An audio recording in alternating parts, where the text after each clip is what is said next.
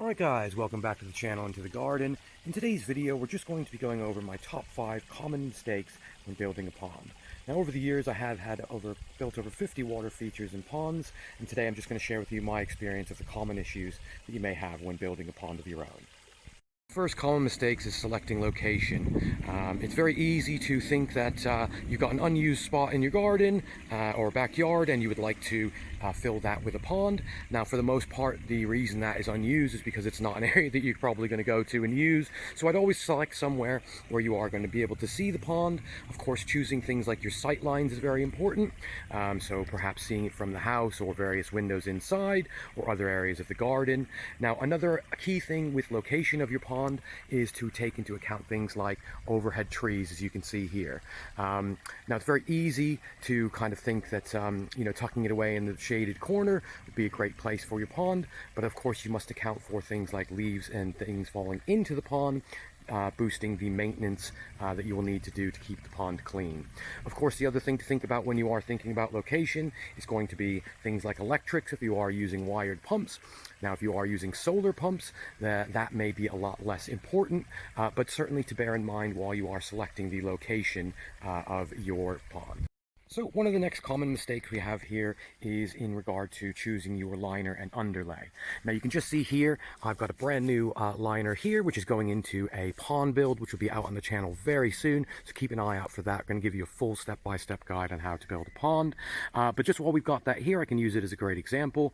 You can just see here, so there are various different types of liners that you can buy for ponds, starting with things like your PVC, which is a little bit thinner, flimsier, it's a kind of much more inexpensive material. Then you've got things like your EPDM or rubber ones, which you can see here. It's quite a bit thicker, and that's going to provide a lot more protection against things like rocks and punctures. Then there's also liners like your PDE liners, which are much more on the commercial side of things. Now, why is it important to choose a good liner? Now, for the most part, this will be the most expensive thing you will buy for your pond alongside with your pumps. Now, with liners, now this is going to be keeping the water in, of course, and what we're trying to do is protect anything from poking through the liner or anything like that. So it's worth spending a bit more on the liner if you can. Once again, it's not really the area you want to cheap out on the pond. So it's always worth making the investment for the best liner you can get. Now with the rubber liners, they are more malleable and easier to kind of bend around things. You can work with it quite well, while these are a little bit more flimsy and a bit harder, and of course more prone to tear. So it's very important when thinking about your liner, of course, to select the right liner for your pond. But of course underlay is the next thing. So this is what goes underneath your liner and possibly on top if you are trying to protect rocks and things that you're placing in the pond from puncturing the liner as well. Now as you can see here, again, quite a thick underlay, and I would make sure if you can to buy the thickest underlay you can to account for all of the liner in the pond. Now another thing to mention as well with the underlay side of things, I would shy away from using things like old carpets and things like that, as you never know if there's any sort of nails or things protruding. I would try and use the right kit for it. Once again, best when you are building a pond to do it the right way, as opposed to kind of cutting corners just to save a little bit of money.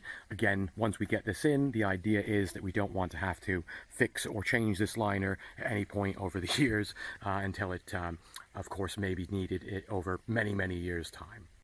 Now, mistake number 3 is cutting your liner too far back when you are trimming back the liner. It's very easy to think that if you trim it right back to the water's edge, that should be fine. One thing you have to account for over time is settlement. So as everything kind of settles over the years, it may pull down the liner in certain spots. And if it is below your water line, that's going to cause your first initial leak. So very important to leave at least sort of 6 to 10 inches of liner, if not slightly more, so that you can tuck that back in if you do need to as well. Mistake number 4 is going to be planting the wrong types of plants near your pond or water feature. Things such as bamboo, I would highly recommend against, as these can grow through and puncture your liner. And common mistake number 5 is sizing your liner wrong.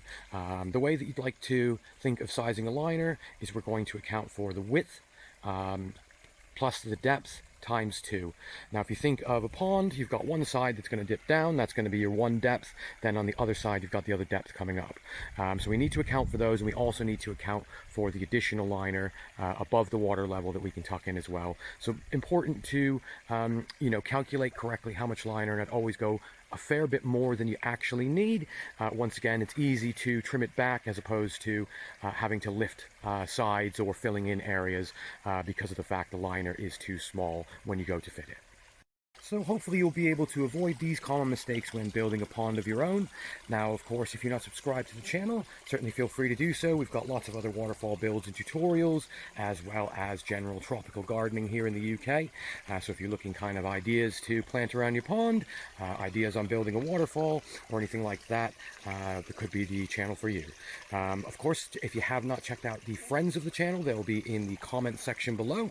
If you've got any other common issues that you've come across when building a pond yourself, love to hear those in the comments.